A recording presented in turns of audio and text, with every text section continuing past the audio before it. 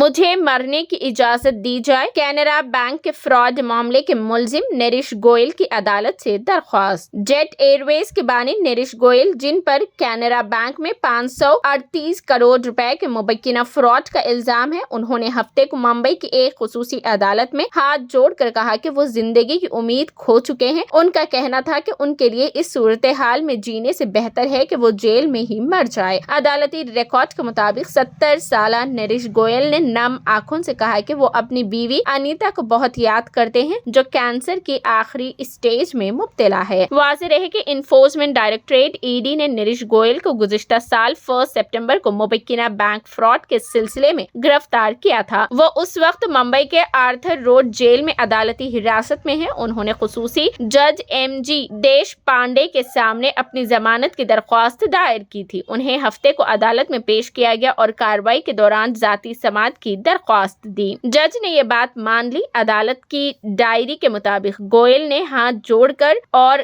कांपते हुए कहा कि उनकी सेहत खराब हो गई है। गोयल ने कहा कि उनकी बीवी बिस्तर पर लेटी हुई है, उनकी इकलौती बेटी भी तबीयत ठीक नहीं है। उन्होंने कहा कि जेल के अमले की भी हद होती है कि वो किस तरह मदद कर सकते हैं।